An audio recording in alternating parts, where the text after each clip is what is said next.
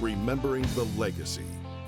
He was the creator and host of this show for nearly 30 years. This is Harry Canterbury's Adventure Sports Outdoors.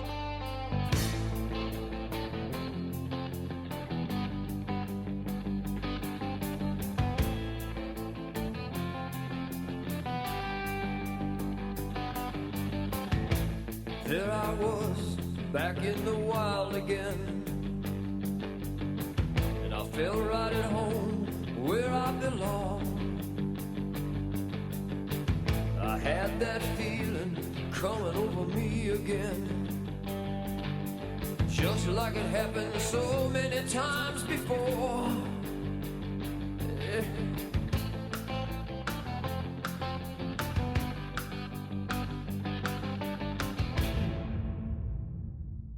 Hi, and welcome to another edition of Harry Canterbury's Adventure Sports Outdoors.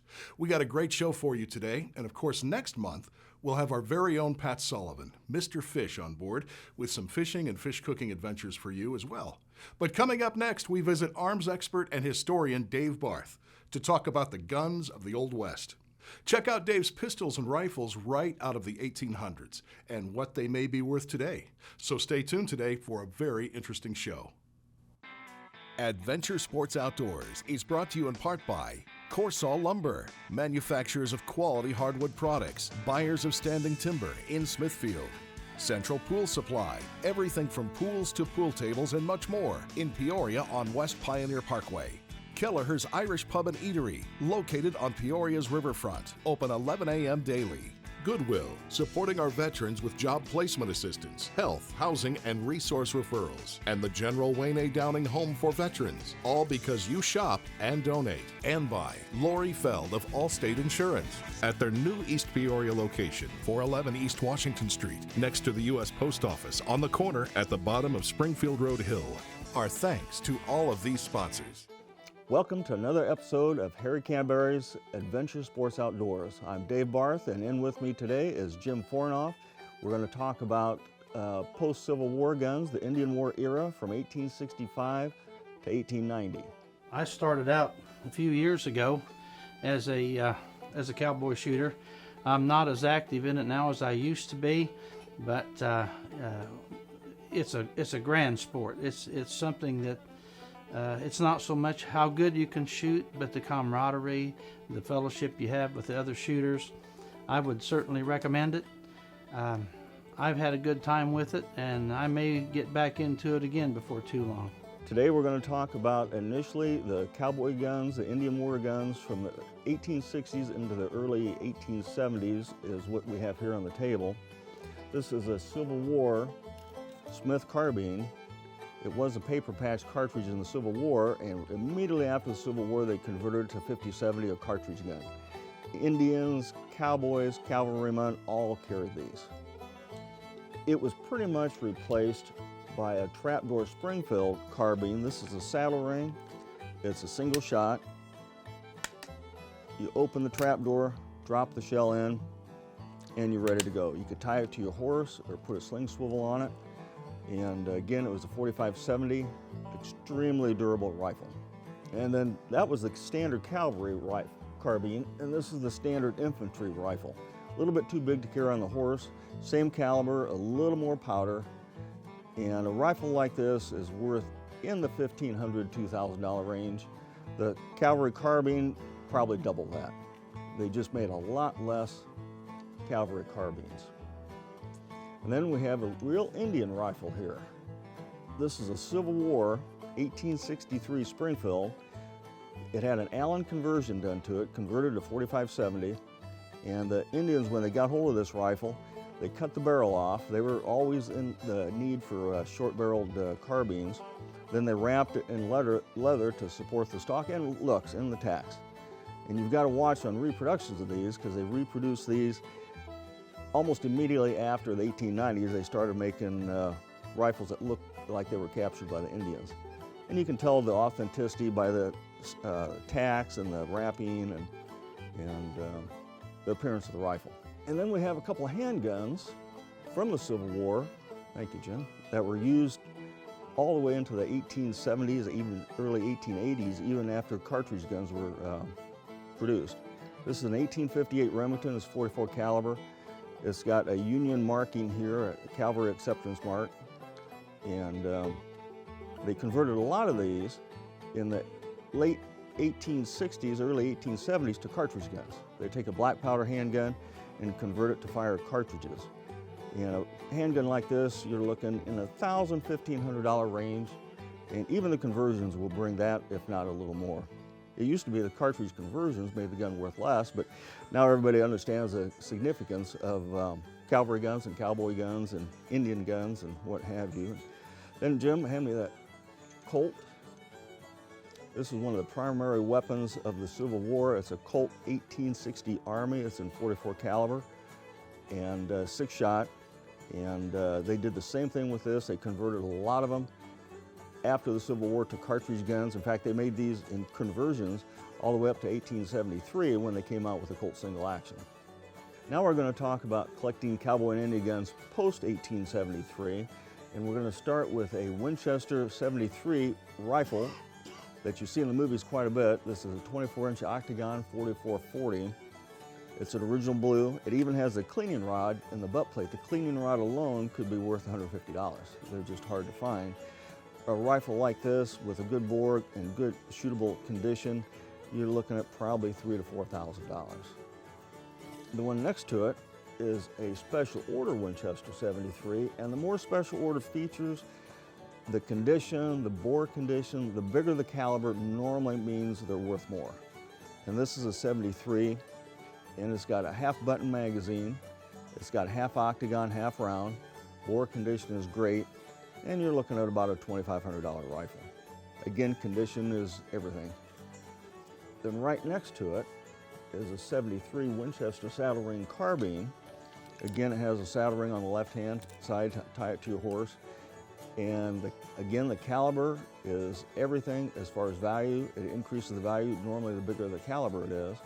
And it has a ladder rear sight, and it's all original parts. And you're looking at a rifle probably in the $7,000 to $8,000 range. Now we have a 76 Winchester. A little historical note on a rifle like this, Tom Horn used one of these, if you've done any Western history. And this is a 76 Deluxe. It had a case-colored receiver, hand-cut checkered stock, and the caliber is 45-60. And pretty uncommon rifle, you just don't see many of these anymore. One rifle you do see quite a bit more is the next one in line here. It's a Winchester 1886 lever action. This is 45-70 octagon barrel and nice all original condition. And a lot of times the cowboys and Indians alike could not find carbines, so they take a rifle and cut it down. This is an 86 Winchester and 45-70 again, and they've shortened the magazine tube, shortened the barrel, which is kind of neat, but it just destroys the value. You know, it cuts the value in half to have those kind of modifications done. But it's still worth, you know, probably close to $1,000 just for some collectability and shooting. Dave, that 76 is a really nice, a big rifle, big caliber rifle. Served the purpose, but why did they have to come out with an 86? Was it because of this particular rifle didn't handle the bigger cartridges? It didn't have the strength. And the Winchester 76 was the first big bore Winchester lever action carbine. It didn't have the strength of the 86 Winchester to fire the high performance cartridges and the higher velocity and higher chamber pressure rounds, so they came out with the 86 Winchester, and they pretty well shut down the 76 manufacturer once the 86 hit the market. Winchester wasn't the only company that made lever action and pump rifles during the Indian Wars. This is an example of a Colt Lightning. The caliber is 38-56. It was magazine fed. This one has an octagon barrel. They made these from 22 all the way up to some of the bigger calibers. And it's a pump action rifle. You load through the side gate, and fairly uncommon. You don't see many of these. You see a lot of 22s, but you don't see many in the big calibers. And this is about a $2,000 gun in this condition with just traces of blue left on it. Dave, was the 22 caliber that big and heavy? No, it's not. This is a large frame Colt. The 22s, of course, were a real petite frame, and then they jumped up in size for the bigger calibers. And then this is a Whitney Kennedy. These are fairly uncommon. They started making these in late 1870s into the mid 1880s. It's a lever action rifle. Again, you open the lever, load it through the magazine port, and you're ready to go. And then Marlin made quite a few different rifles. The most popular were like 1894, 1895, but those of course came after the Indian Wars. This is an 1881 in 45-70. 28-inch octagon barrel, just real classic lines. Stock's been refinished, but the metal's all original finish, and just a pretty uncommon rifle. Were they as strong as the Winchesters, Dave? No, they were not. They were never as successful as the Winchesters, but back in the day, the rich cowboys could only afford the Marlins because the Marlins were 20-30% higher than the Winchesters, and so the average cowboy would have a lever action Winchester, not a Marlin. And it's a top eject, isn't it? Yep, top eject. And then we always have to talk about the Henry. This is a Civil War Henry. They made these from 1860 to 1866, and the Winchester Yellow Boy carbine and rifle came out in 1866 and replaced the Henry. This was a cartridge rifle, rimfire, and then the 86s. The early ones were rimfire, then they started making them in centerfire cartridges. Load this one through the end of the muzzle. Pull up the magazine follower, twist the barrel, drop your cartridges in, release the spring, and you're ready to go. Real popular in the Civil War. In fact, there was an Illinois regiment armed with these rifles. Dave, did that come out with that silver plate on there? No, that's a factory engraved receiver that was done after it left the factory and then silver plated. But that's an original Henry from the Civil War. It was made in 1863. And we always got to talk a shotgun. You know, they still used a lot of muzzle loaders back then, short barrels, long barrels, single shots, double barrels. This is an 1887 Winchester, came out late in the Indian Wars, and you open the action up, drop your shells in, and you're ready to go. They made them 12 gauge and 10 gauge. The early guns were mostly 12 gauge. Dave, how many would that hold? 5. 5? Yep, 5 rounds. That would give you an advantage. That would give you an advantage over a single shot, that's for sure. And then we've got to talk about this, which is a Winchester. This is the rifle you see in the movies all the time. And they didn't start making, it's a model 1892, and of course they didn't start making them until 1892. But you always see these in the movies. John Wayne carried one. All the westerns you see, they have either a carbine or a rifle. They made a rifle version, octagon barrel, round barrel. And again, the caliber makes a difference on the value. 4440 is the largest caliber they made, and all the way down to 25 caliber. Well, did they make a 92, Dave, to get back the pistol calibers as opposed to the 86? They did. The 92s all used handgun calibers, like 4440, 3840, but they never made a 45 Colt. You know, a lot of the cowboy handguns were 45 Colt. They never made the 92 in 45 long Colt. But a cowboy could carry one of them with a handgun on the horse, and the ammunition would fit both. That's right, like a 4440, 3840, yes, took the same cartridge rifle and handgun. All right, now we're going to talk about some of the handguns the cowboys and the Indians would carry. The primary one, especially the one you see in the movies all the time, is the Colt 1873 single action Army. And early on, the initial production, they were all 7.5-inch barrels. They didn't come with the shorter barrels till years later. But this is a 7.5-inch 45 long Colt, which is what the cavalry bought. The early ones had walnut grips and case colored and blued metal features. And then this is a 5.5-inch. This was a U.S. cavalry model with a 7.5-inch barrel, again in 45 long Colt. It has a black powder frame. At around the turn of the century, they converted a lot of these to 5.5-inch. A lot of times, anything left in the military service, they shorten the barrel and send them to the Philippines or what have you. But this is called an artillery now that the barrel's been shortened. Again, the larger the caliber, the older it is, the more originality it has, the more they're worth. And you're talking new Colt single actions similar to this are in the $2,000 range. A single action like this with the Providence, the U.S. markings, you're looking at probably $4,000 or $5,000. And then, of course, the short barrel, which is what you see in the movies quite a bit. It's a 4 3/4 inch. This is original factory nickel, and it was made around late 1880s. That's a 3840 caliber. That's a 3840, yes. Didn't Tom Horn favor that cartridge? Yes, he did. That's what he had. This one has notches in the back of the grip. Could be for rattlesnakes or who knows, but it is notched on the back for some type of usage. And then they made single action handguns that, in top break, this is a Smith & Wesson. It's a Schofield. You push the top, cock the hammer, push the top lever, open it, and it ejects the cartridge. And this was nice, especially on horseback. You could reload it and ride at the same time and it not get away from you. It was originally a 7.5-inch barrel, and it was purchased and converted for Wells Fargo and Company to a 5.5-inch, and they marked it on the right side of the barrel accordingly and stamped a separate serial number on it. So that adds to the value. Normally if you cut them down, it subtracts from the value, but the Wells Fargo markings add to the value. And these are very, very uncommon. And this one is a Smith & Wesson Model 3.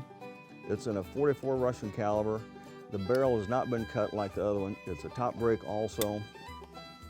And again, real quick loading on horseback. And then we talked about this revolver here, just for size comparison. This is probably the most common Civil War and post-Civil War handgun. It's a Colt 1860 Army, .44 caliber, muzzle loading with percussion caps, 6-shot.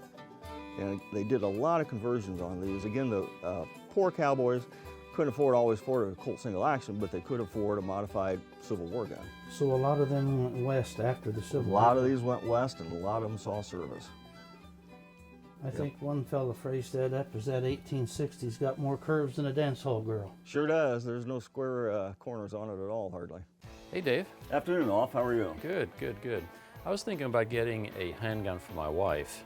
She wants to have something at home for self-defense. Do you have something you could recommend? I do. If you're not going to practice a lot and just buying a gun for around the house, you need to buy something that's simple and safe and easy to use. Okay. A revolver is a good choice. And here's a couple of revolvers right here.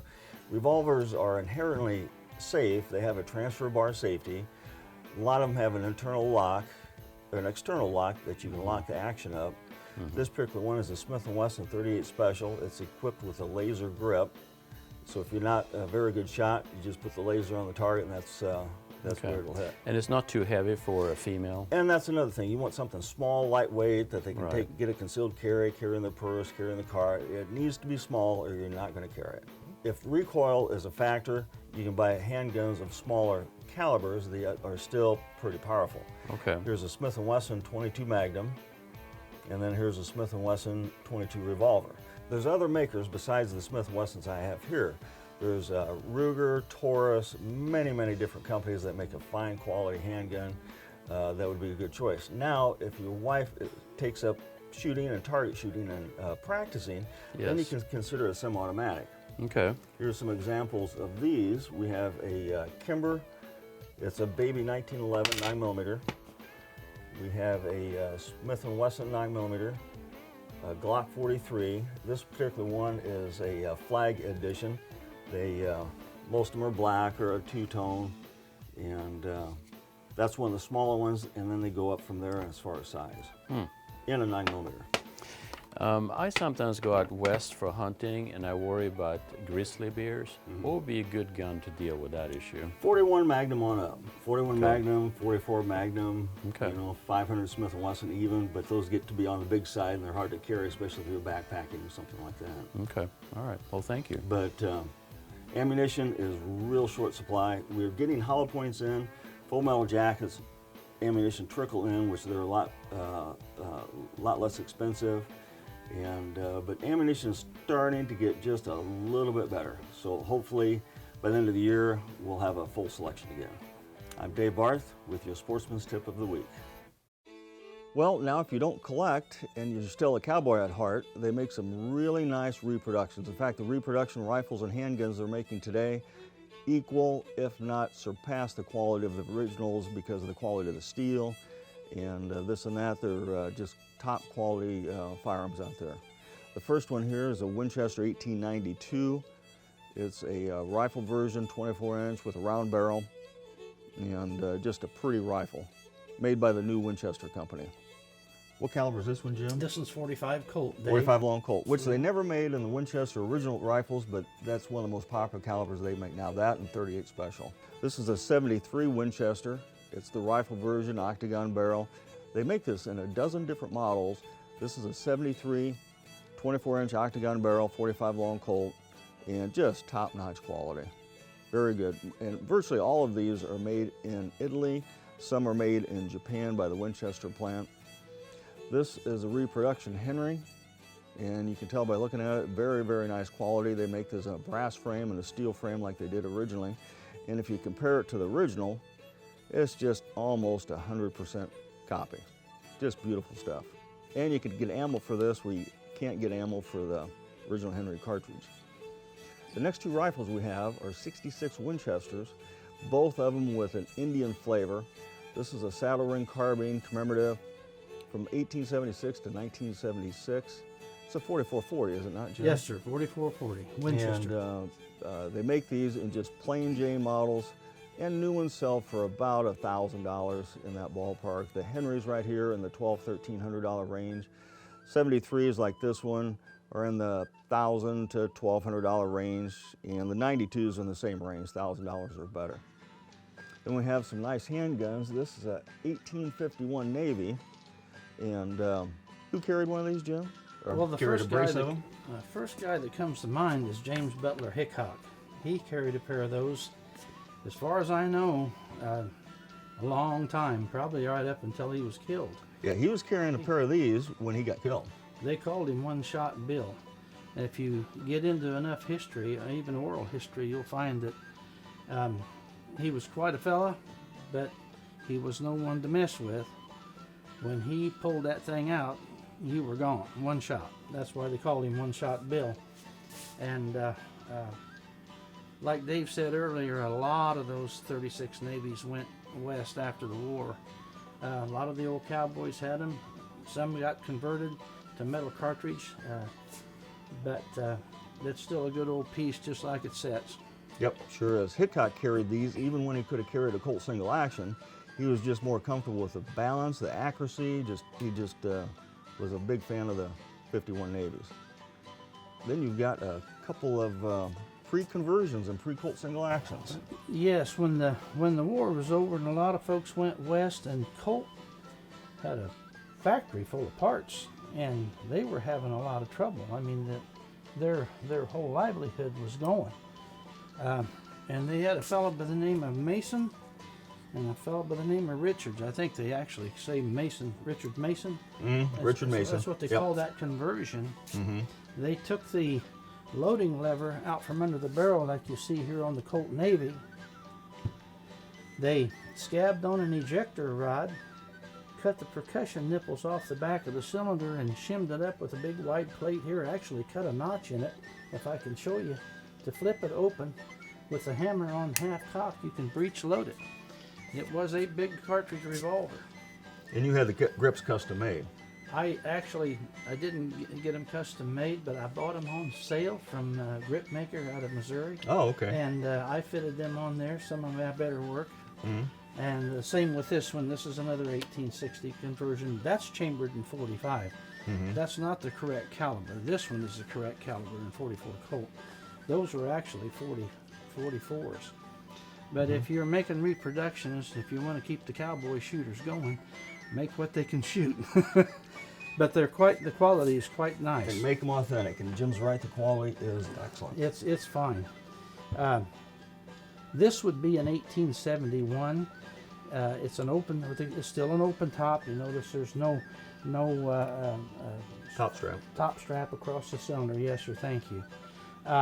This was never a percussion loading revolver, cap and ball. This gun here was actually a metal cartridge. It's just a little bit finer reformed than the old original conversion.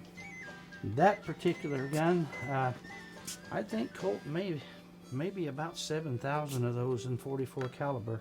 The real ones are hard to come by, and I think probably at a pretty good price.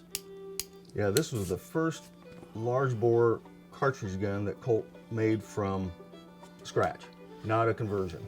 Yeah, Colt, I don't know why, he seemed to hold back when Dave mentioned a while ago the Remington revolvers, the 1858, mentioned the Smith & Wessons.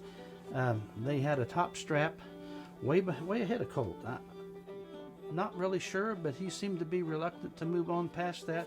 He had something here that was really selling, and maybe he just didn't want to change gears. Well, that's true, but Remington had the patent on a bore-through cylinder. Oh, okay. And so that patent had to expire before Colt could make cartridge guns, cartridge handguns. But it's all about patents. This is what happened next, and Dave can share that with you. This is a nearly exact copy of a Colt single action with original early style wood grips. This one's in a charcoal blue finish, which is an additional charge, but it looks really nice. It's all steel backstrap. They make these with brass backstraps, standard polished blue, case colored receiver.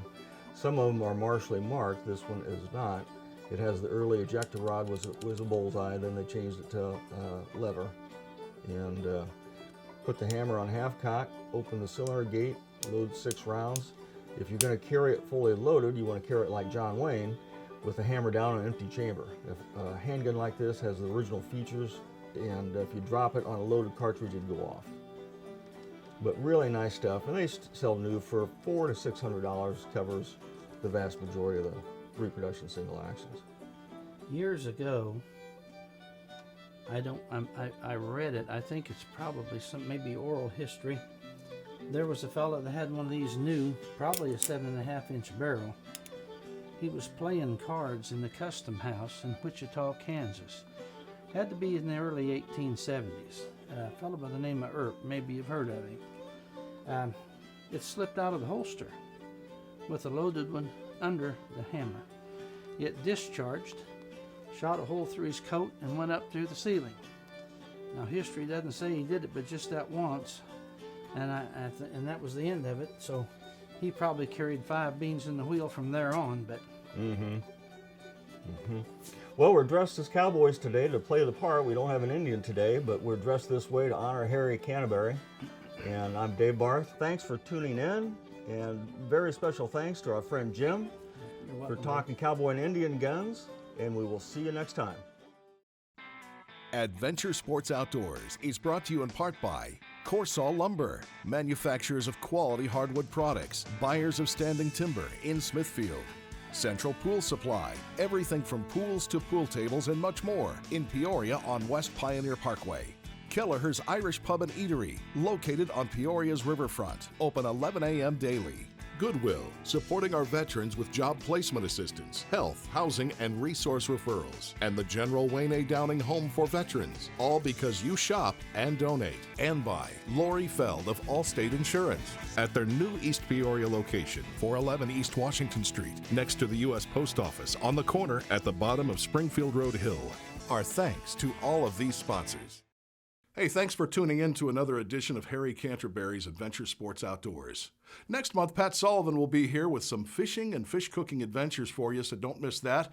Also, this past month at the Peoria Riverfront Museum, Holocaust survivor Eric Blaustein spoke at the Jewish Federation of Peoria's annual Remembrance Day. So, next month we visit with our friends from the Jewish Federation of Peoria and hear about what Eric and millions of others suffered through during this very dark period in human history. It's a warning from the past that should never be forgotten. It's all next month right here on Adventure Sports Outdoors. We'll see you then.